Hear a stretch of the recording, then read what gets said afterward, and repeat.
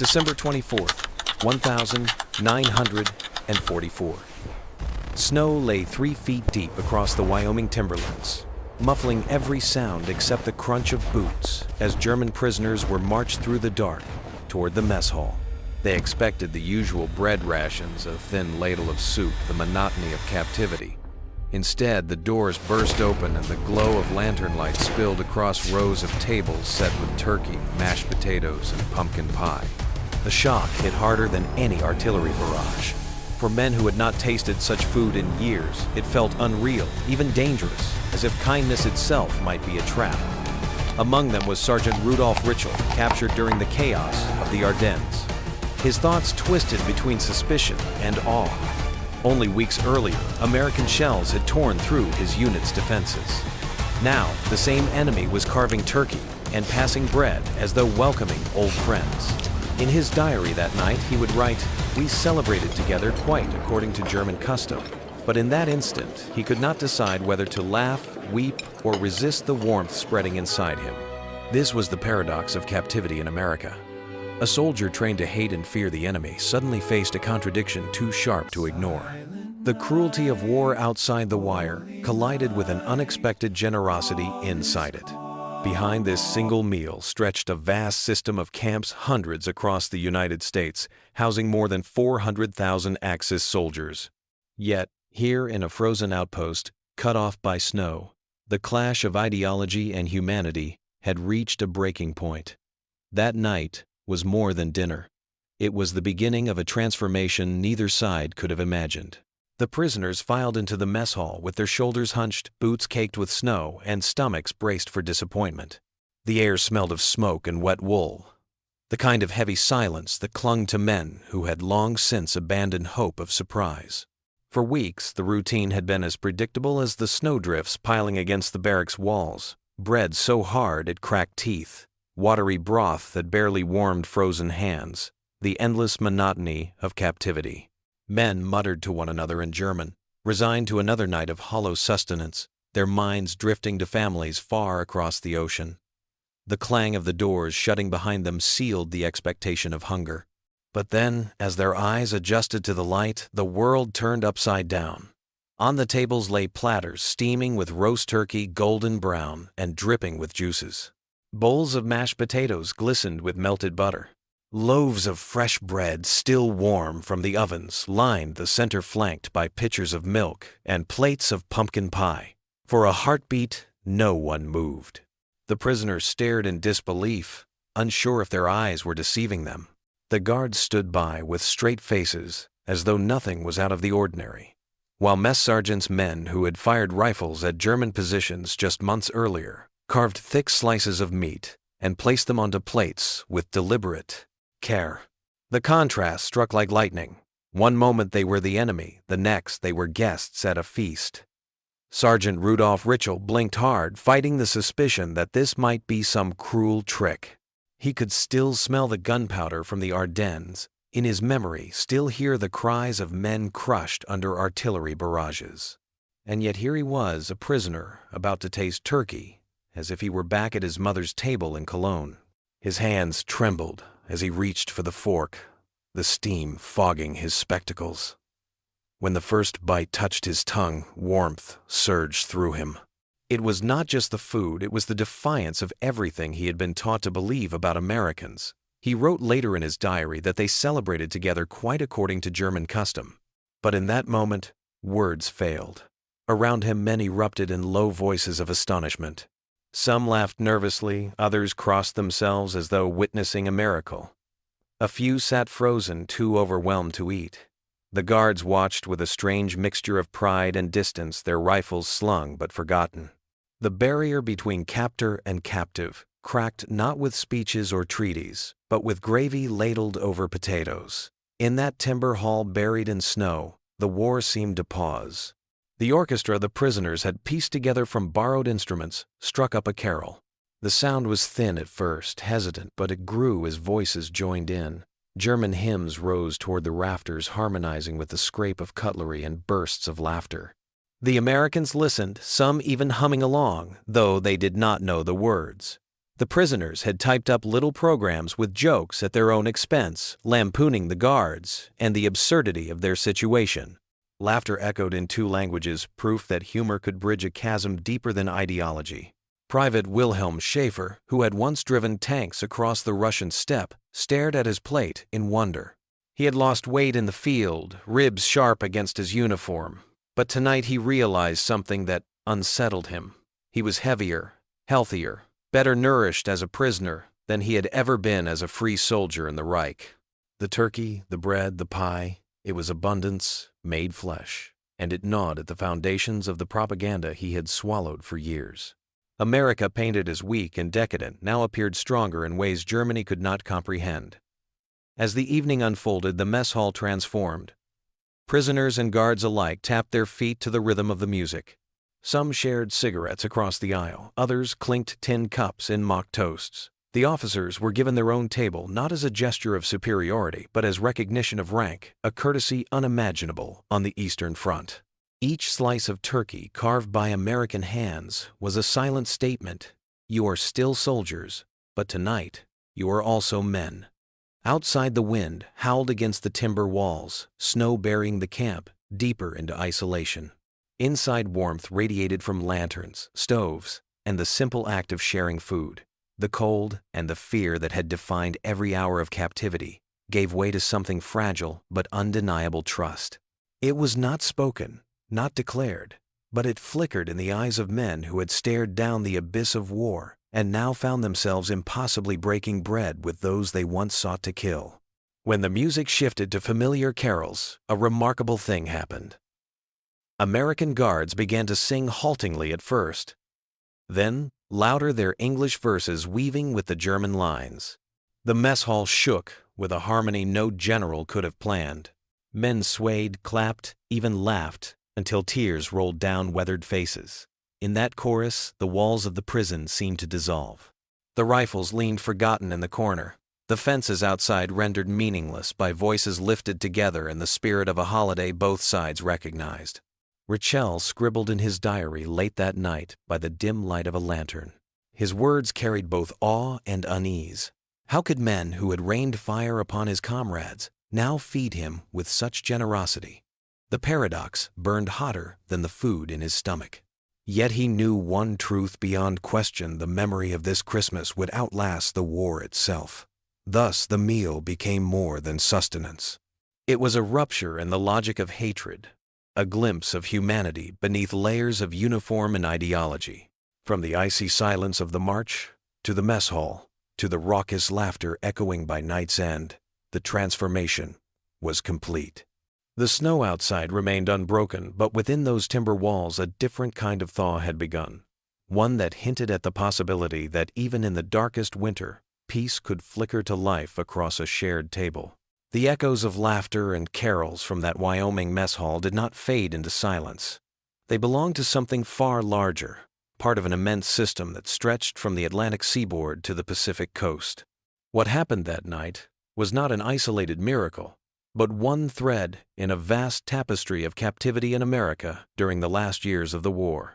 By the winter of 1944, the United States held 4, 2, 5, 8, 7, 1 Axis prisoners scattered across its soil. They were spread through 155 base camps and over 500 branch camps embedded in nearly every state of the Union. Only Vermont, North Dakota, and Nevada escaped hosting enemy soldiers.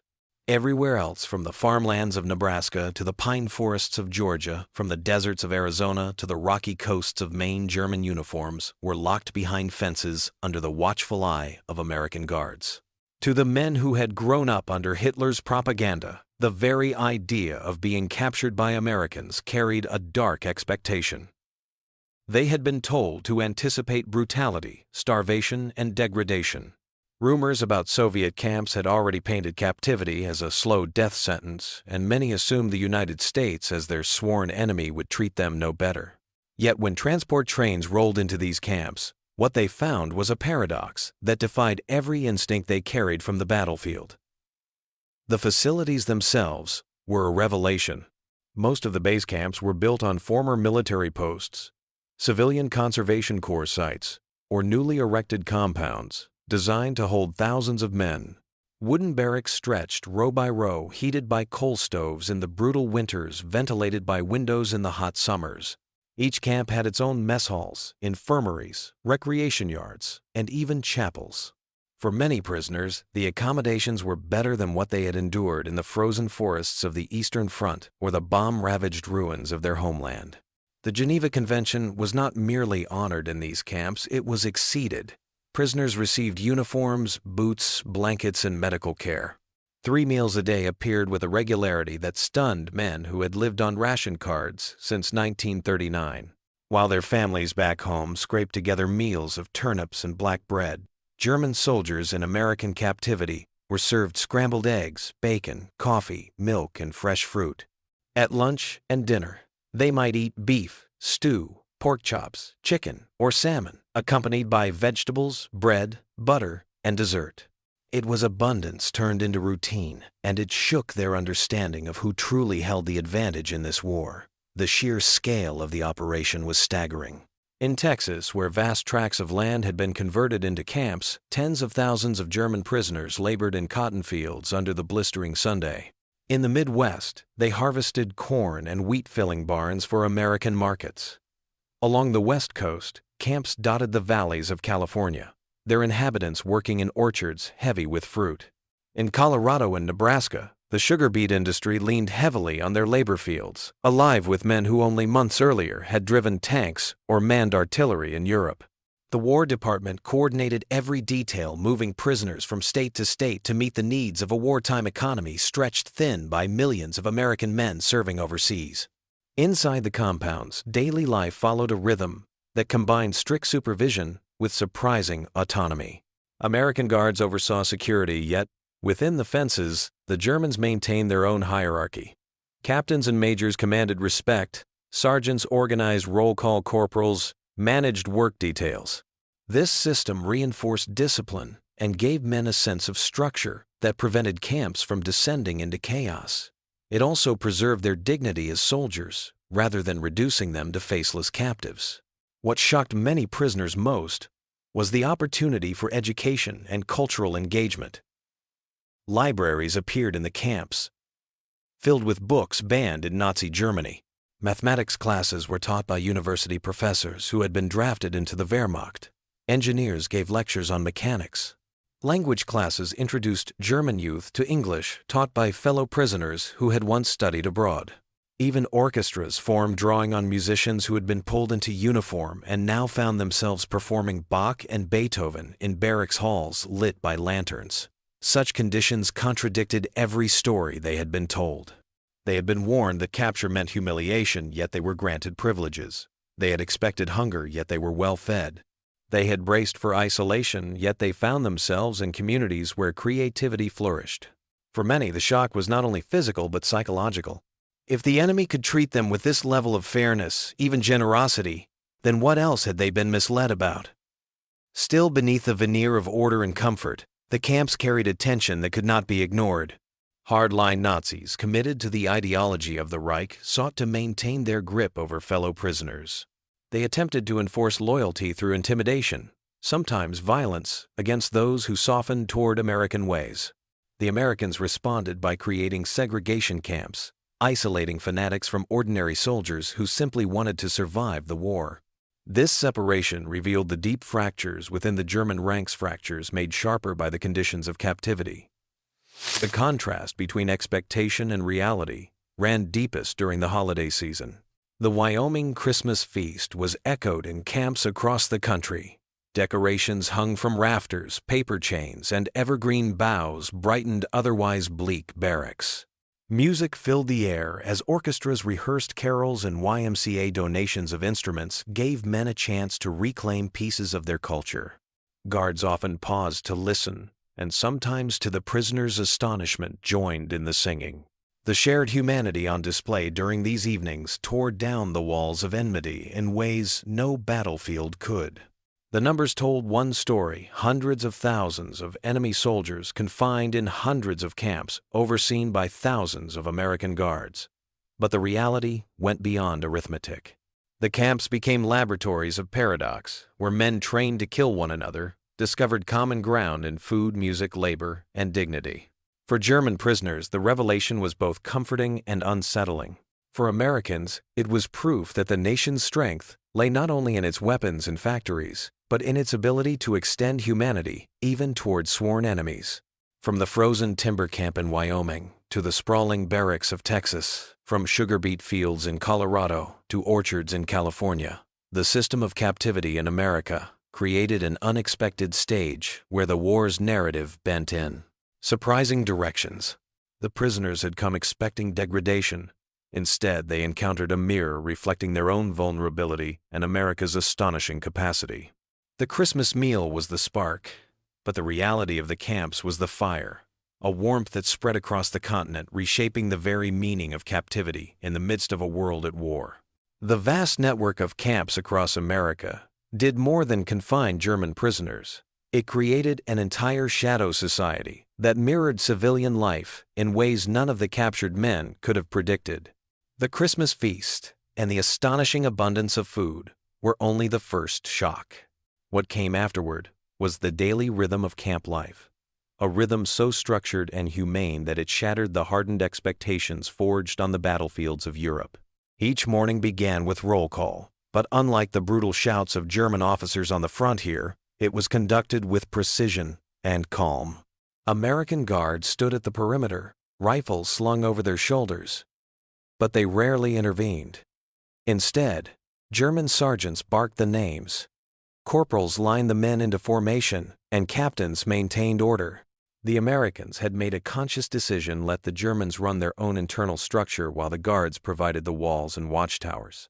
It was a paradox of control freedom within captivity. The men remained soldiers, their ranks intact, their sense of discipline preserved, even behind barbed wire. After roll call, the day unfolded with surprising normality. Breakfast was served in mess halls that could seat hundreds at a time. Plates filled with scrambled eggs, bacon, oatmeal, bread, butter, coffee, and milk. For men who had lived on black bread and ersatz coffee in Germany, it was a revelation. Many could not believe that even as prisoners they ate better than their families back home. Hygiene was equally shocking. Bathhouses with hot water, clean latrines, and medical inspections became routine. American doctors treated wounds, pulled teeth, and prescribed medicine without hesitation. The contrast with the filth and starvation of Eastern Front trenches burned itself into memory. Clothing was issued with the same attention to dignity. Prisoners received wool uniforms, sturdy boots, and cotton undergarments. Though marked with PW stencils to prevent escape, the garments were new and warm. Compared to the ragged, mud-stained uniforms they had worn into captivity, this was luxury. Blankets were distributed in winter stoves, burned coal in each barrack, and snow piled outside was kept at bay by the steady glow of heat inside. It was not comfort in the civilian sense, but it was safety order and sustenance, a foundation on which other unexpected things began to grow. Education became one of the defining features of camp life. Former professors, teachers, and intellectuals among the prisoners organized classes. Mathematics lessons were held at long wooden tables in dimly lit barracks, chalk squeaking across makeshift boards. Engineers lectured on mechanics, offering diagrams of engines and bridges to captivated audiences. Language courses flourished, with prisoners teaching one another English in exchange for lessons in philosophy or history. For young soldiers plucked from universities by conscription, captivity became a second education free from the censorship and propaganda of the Reich. The libraries stunned even seasoned officers. Stacks of books many banned in Nazi Germany circulated freely among the men. Goethe and Schiller sat alongside Shakespeare and Dickens, while political texts and works on democracy and constitutional government opened minds closed for years under Nazi control. The War Department encouraged these libraries, believing that exposure to new ideas could shape Germany's future after the war. For many prisoners, it was the first time they had encountered such freedom of thought. Music became another lifeline. Camps formed orchestras, choirs, and small ensembles. Violins, accordions, guitars, and harmonicas were provided through the YMCA and Red Cross. In the evenings, the air filled with Bach and Mozart, German folk songs, or even American swing picked up from guards' radios. The performances were not just entertainment, they were acts of survival, of clinging to culture and identity while adapting to captivity. Guards often gathered at the edges of the crowds, listening quietly, sometimes nodding along to the rhythm. The line between enemy and audience blurred in those moments, music bridging the gulf left by war. Theater troupes emerged as well, performing plays written by prisoners or classics adapted for the camp stage. Barracks became makeshift auditoriums, lanterns casting shadows across walls as men laughed, clapped, and for a brief moment forgot they were prisoners. Satire often crept into the performances with jokes about guards' camp rules and the absurdity of war. What astonished many Germans was that the Americans allowed it. Where Nazi officers would have crushed such irreverence, American guards often smiled, even applauded. The freedom to mock authority even gently left an indelible impression. Camp newspapers further expanded the intellectual life inside the fences, typed, mimeographed, and circulated among the men. These papers carried essays on literature, science, and politics. Writers debated philosophy, critiqued Nazi policies, and pondered the meaning of democracy. For many, it was the first chance to engage in free expression without fear of the Gestapo. Ideas leapt from barrack to barrack, spreading not by orders, but by curiosity. In these makeshift publications, the seeds of a different Germany began to germinate. Not everything was harmonious. Factions existed, especially among hardline Nazis, who resisted these influences and sought to maintain ideological control.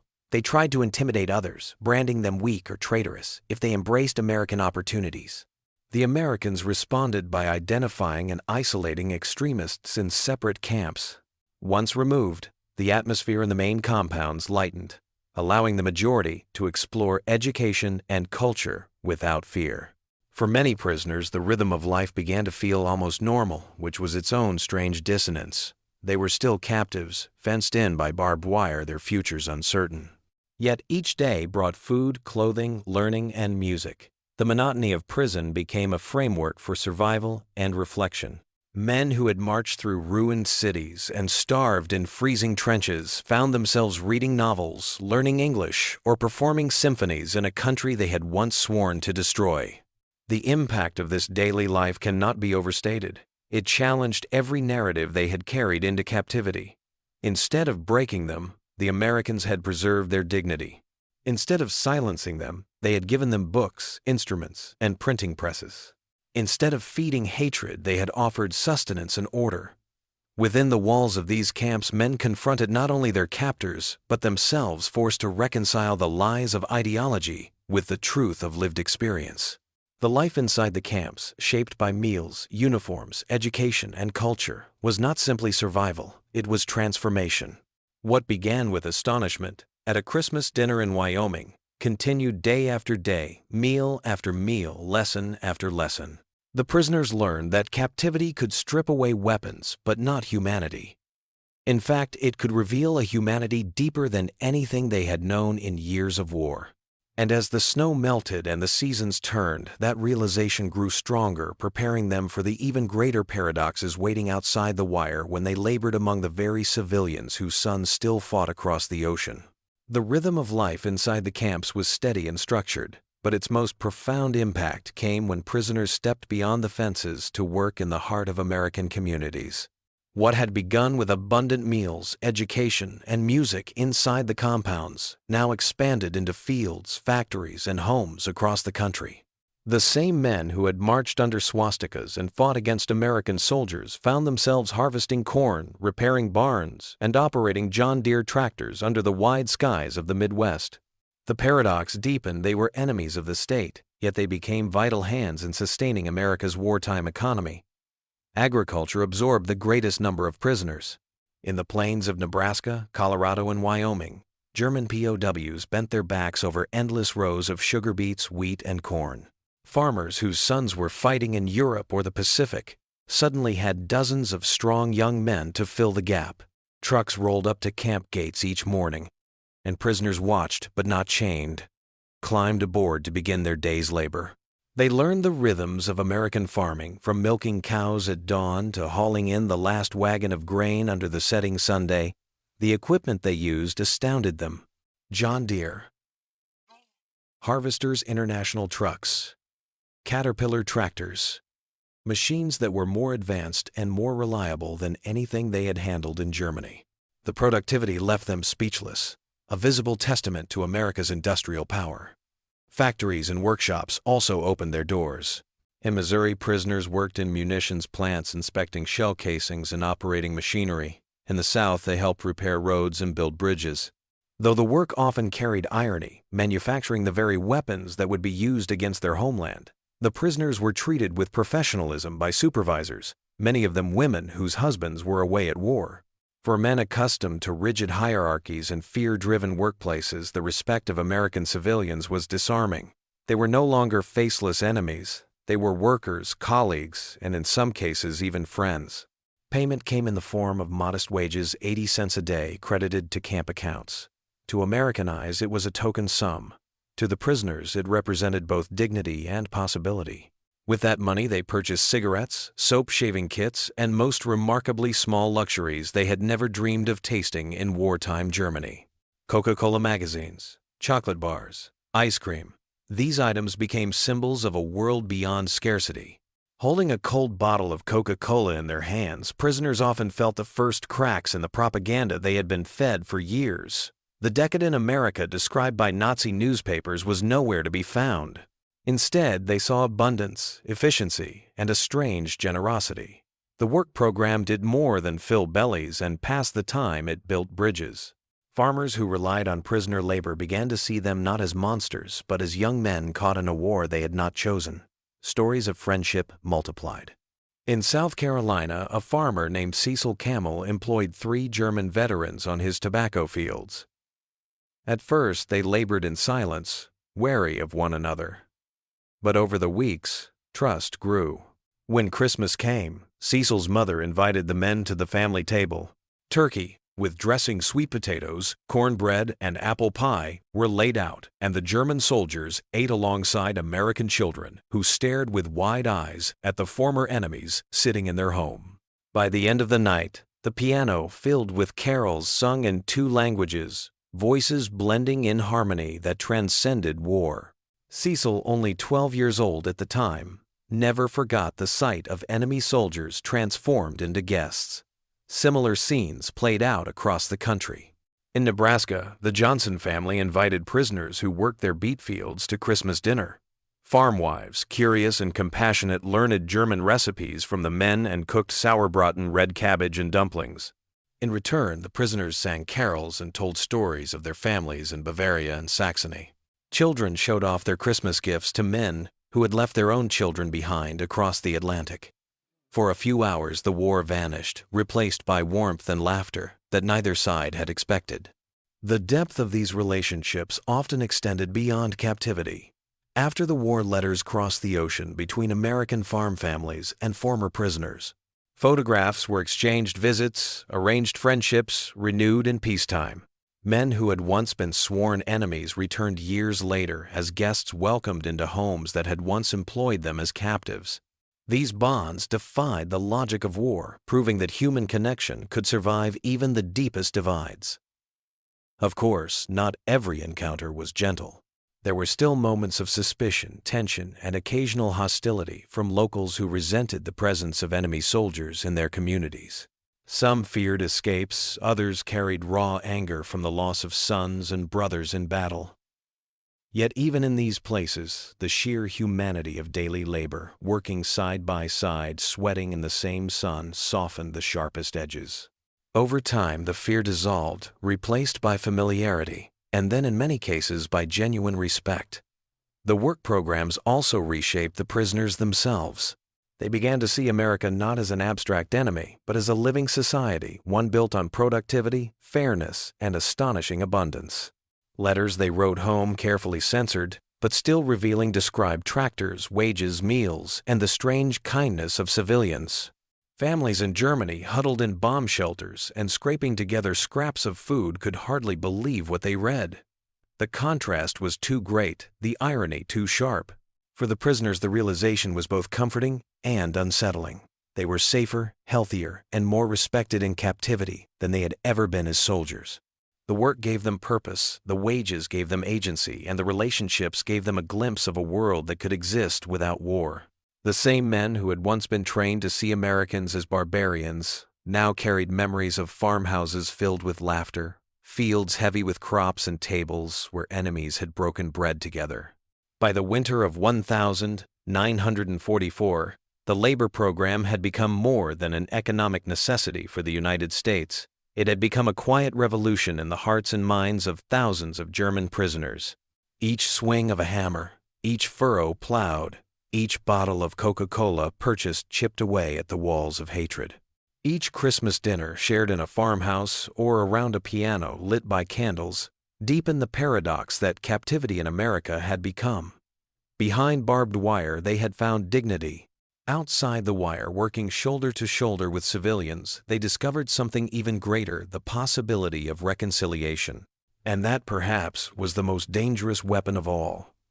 Not forged of steel or gunpowder, but of kindness, powerful enough to outlast the war itself. The labor program had already blurred the lines between captor and captive, but its true legacy came in the quiet revolutions taking place inside men's minds. Day after day, German prisoners witnessed a version of America that clashed violently with everything Nazi propaganda had promised them. They had been told to expect cruelty and starvation. Instead, they found 3 meals a day, wages for their work, medical care, and even invitations into the homes of civilians. The Reich had painted America as decadent and weak, a hollow land of materialism. Yet here in the very heart of their enemy's homeland, they saw strength, not only in industry, but in generosity, abundance, and a peculiar kind of freedom. For many, the transformation began with suspicion. A hot shower, a fresh uniform, a bottle of Coca-Cola. These were small comforts that seemed too good to be real. But as the weeks stretched into months, the evidence piled too high to deny. Libraries full of banned books, classrooms humming, with debate orchestras playing music forbidden by the regime, these were not illusions. They were daily proof that another way of life existed, one where thought was not shackled and dignity was not rationed. Men who once carried rifles across the steppe or the Ardennes now carried English dictionaries and notebooks, eager to learn about the very system they had been taught to despise. Curiosity replaced hatred, and that curiosity slowly became belief. Not every prisoner embraced this change. Hardline Nazis clung to their ideology, sneering at those who attended classes or joined camp newspapers. But for the majority, especially the younger men pulled into war before their lives had begun, the American example planted seeds that would not die. They saw a society that functioned without fear, where laughter echoed in farmhouses and even the poorest family could set a table more bountiful than the rations of a German officer. They began to imagine what Germany might look like if it shed the weight of tyranny and rebuilt itself on such principles. When the war ended and repatriation began, thousands of prisoners carried these memories back across the Atlantic. They returned to cities, reduced to rubble, to families scarred by loss and hunger. Yet within them burned the strange recollection of a Christmas dinner in Wyoming, a farm table in South Carolina, a library in a Colorado camp. They spoke of Coca-Cola and tractors, of freedom of speech and mimeographed camp newspapers, of guards who treated them like men rather than animals. These stories spread through the ruins of post-war Germany, fueling conversations about what kind of nation could rise from the ashes. In time, many of these men became teachers, engineers, politicians, and fathers who guided their communities toward democracy rather than back into dictatorship. Their captivity had not broken them, it had reshaped them. The paradox of their imprisonment in America became one of the quiet foundations of a new Germany, one aligned not with fascism, but with the ideals they had glimpsed behind barbed wire. The war had been lost on the battlefield, but in the camps of America, another war had been won, the war for the hearts and minds of those who would rebuild a nation. The long shadows of those snowy nights in 1944 reached far into the decades that followed. What had begun as an act of humanity, a turkey carved in a timber mess hall, a child showing Christmas gifts to enemy soldiers, grew into something larger than anyone present could have imagined. It was proof that kindness, even offered to sworn enemies, carries consequences that outlast any treaty or battle. For the German prisoners of war in America, captivity became the place where they first tasted freedom, and the memory of that contradiction shaped not only their own lives, but the future of their homeland. The story of German prisoners in America during the winter of 1944 is more than a footnote in history. It is a lesson about the power of humanity in the darkest of times. From the shocking Christmas feast in a snowbound camp, to the vast system of humane captivity, to the daily rhythm of food, education, and music, and finally, to the bonds formed through labor and family dinners, each chapter revealed a truth stronger than weapons.